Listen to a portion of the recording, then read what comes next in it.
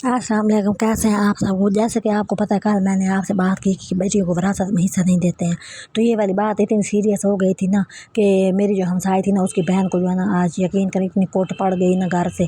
भाइयों ने भी पकड़ के उनको दो लगा दी कि तू यहाँ आई क्यों है, तू हिस्सा मांगा क्यों है। और उधर से उसके बंदे वो भी आ गए और घर में जो है ना इतना रौला पड़ गया कि मुझे इतना दुख हो रहा था कि अल्लाह ने बेटियों की किस्मत कैसी बनाई है। कुछ लोग कहते हैं कि ना बेटियों को कोई घर नहीं होता, वो सही कहते हैं। जो बेटियाँ अपने घरों में खुश हैं वो तो समझ आती है, वो तो कहती होंगी नहीं ऐसी कोई बात नहीं है। जो बेटियाँ अपने घरों में खुश नहीं है वो तो कहती होंगी कि आप लोग बिल्कुल ठीक कह रहे हैं।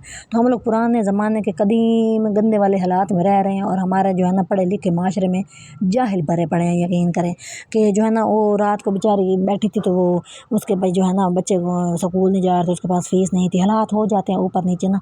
तो उसने कहा कि मेरे पास बच्चों की फ़ीस नहीं है, तो आप जो है ना मेरे कुछ भाई बनते हैं, कोई 1-1.5 करोड़ की उसकी वरासत है, तो मुझे आप दे दें। जब हालात ठीक हो जाएंगे ना तो मैं जो है ना आपको ये पैसे कोशिश करूँगी वापस कर दूँ ना। तो चलो एक एहसास भी हो जाता है। तो लेकिन उन लोगों ने ऐसी उस बेचारी की दुर्गत बनाई ना, सारे कुत्तों की तरह उसको पड़ गए और एक ने तो उठ के दो लगा भी दी ना। तो मैं इतनी परेशान हुई, मेरा सर इतना घूमा बैठा था, मेरा बात करने का दिल ही नहीं कर रहा था ना। तो वो एक रोना पिटना डला हुआ था। अब देखें ईद आ रही है, घरों में मतलब वो अपने घर में ही नहीं है, अपने घर में नहीं है। ऐसे देखे ना परेशानियाँ दे दे के जो है ना औरतें जो है ना वक्त से पहले बुढ़ी हो जाती हैं। वो आप कितने दिन किसी का हिस्सा करोगे, मतलब किसी की चीज़ है और आप उसको कहते हो जी तुम्हारी नहीं है, तो भाई तुम क्यों मांग रही हो। कितने अफसोस की बात है ना। तो मुझे बहुत भाई मतलब कि दुख हो रहा था कि भाई हम क्या करें, कैसे तब्दीली आएगी, कैसे होगा। हर कोई किसी को उसका हक दे दे और कोई किसी का हक ना मारे और ज़िंदगी में एक सुकून हो। कि सबसे बड़ी जो ज़िंदगी के अंदर जो परेशानी आती है ना, वो भाई इंसाफ ना हो तो आती है।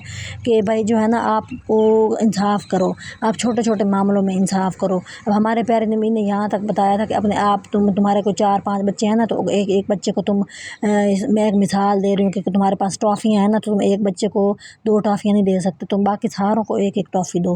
तो किसी एक को 2 ना दो, एक मिसाल दे रही हूँ। तो इतना भाई हमारे जो है ना उसके अंदर मसावात है हमारे मज़हब के अंदर।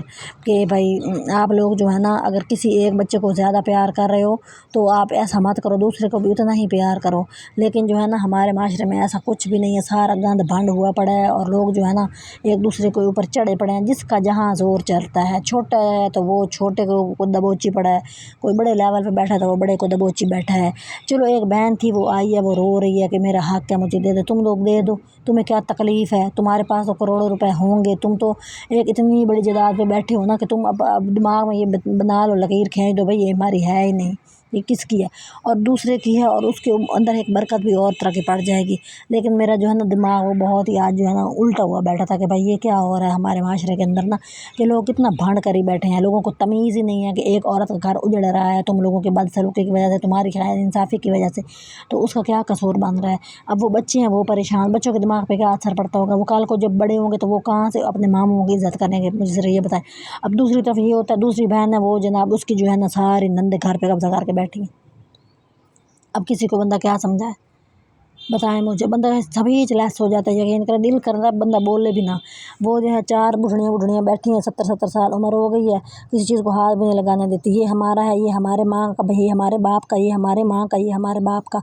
उनके सारों के बंदे मार गए हैं, वो सारी वापस आई बैठी हैं। अब बताएं बंदा क्या करे कि भाई मतलब किसको लांभा दे, किसको गिल्ला दे, किसके लिए बंदा कोई बात करे। बंदा बस ऐसे ज़ख्मी दिमाग हुआ बैठा है, दिल हुआ बैठा है कि बात करने का भी दिल नहीं चाहता ना।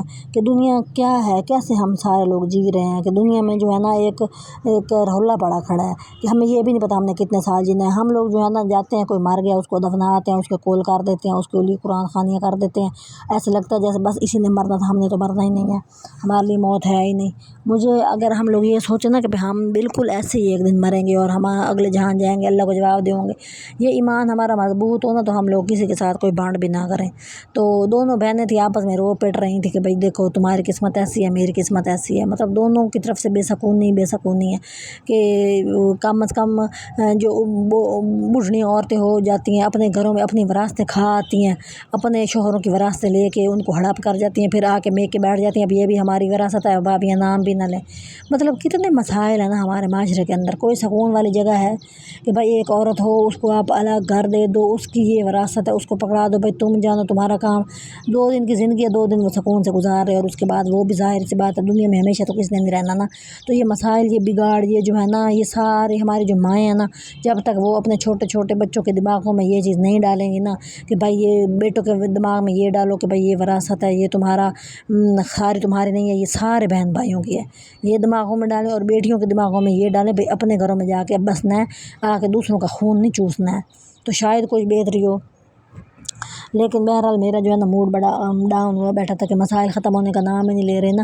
آپ سوچیں بھئی ایک بندہ اس طرح کے مسائلوں میں گھرا ہوا ہوتا ہے تو پھر وہ جب سوتا ہوگا، وہ اٹھتا ہوگا، وہ کیا اس کی جناب دماغ کی حالت، اس کا تو برتھا بننا ہی ہوتا ہے نا، وہ کیا سوچتا ہوگا، وہ کیا کر رہا ہوتا ہوگا، اس کو کہاں سے صحت ملے گی، اس کو کہاں سے خوشی ملے گی، اس کے منہ پہ خوشی کہاں سے آئے گی، مجھے بتائیں۔ ایسے مطلب کہ آپ لوگ 20 سال کی لڑکیوں کی شادی کر دیتے ہیں اور وہ اس طرح کے مسائل میں گھری ہوئی ہوتی ہیں، اس کے بعد جب وہ جناب 35-40 کی ہوتی ہیں تو وہ ایسے لگ رہی ہوتی ہے جیسے 70-60 سال ان کی عمر ہو گئی ہے، تو پھر بندہ سوچتا تمہیں کیا ہو گیا ہے، تم ایسے کیوں ہو گئی ہو، تمہیں کیا ہوا ہے، وغیرہ وغیرہ۔ کوئی تو بیٹھ کے اس سے پوچھے نا۔ اب میری ایک جاننے والی ہے جناب جی، اس کے پاس گھر نہیں تھا، وہ شفٹ ہوئی ہے لاہور میں، اور اس کے جو ہے نا بیچاری کی زمین تھی جائیداد، اس نے وہ بیچ کے اس نے کہا کہ میں اپنا ایک گھر لیتی ہوں، اس کے پیسے کم تھے، اس نے جا کے اپنے بھائی سے کہا کہ میرا جو وراثت ہے اس میں سے مجھے حصہ دے دو، کوئی 20-25 لاکھ کم تھے، اور وہ رو رو کے اس نے منتیں کی اپنے بھائی کی، اس نے اس کو زمین نہیں دی، اور وہ ہسپتال جا کے داخل ہو گئی، اور اس کے پتہ نہیں دل میں کوئی چیز اس کی اتنی ختم ہو گئی، اس کو پتہ نہیں ہسپتال میں اتنے دن پڑی رہی، اس کو راڈیں پڑی ہیں، پتہ نہیں کیا، مجھے تو کوئی نہیں بھی نہیں آتا، سٹانٹ پڑے ہیں، اللہ جانے کیا کہتے ہیں، وہ پڑ گئے ہیں، وہ ہسپتال میں اس کو آکسیجن لگی پڑی ہے۔ اب وہ بندی مر جائے 1 منٹ کے لیے، اس کے 5 بچے ہیں، تو وہ 20-25 لاکھ روپے آخر تم لوگ کتنا کھا لو گے، تمہارا بھی تو ختم ہی ہو جانا، تم میں تو قبر نہیں بڑھ جانا ہے نا۔ اس طرح کے مسئلے دیکھیں، معاشرہ جو ہے نا وہ ختم ایسے نہیں ہو جاتا، آپ کی بے انصافی بندے کو لے ڈوبتی ہے، بندہ جو ہے نا خود کون چاہتا ہے وہ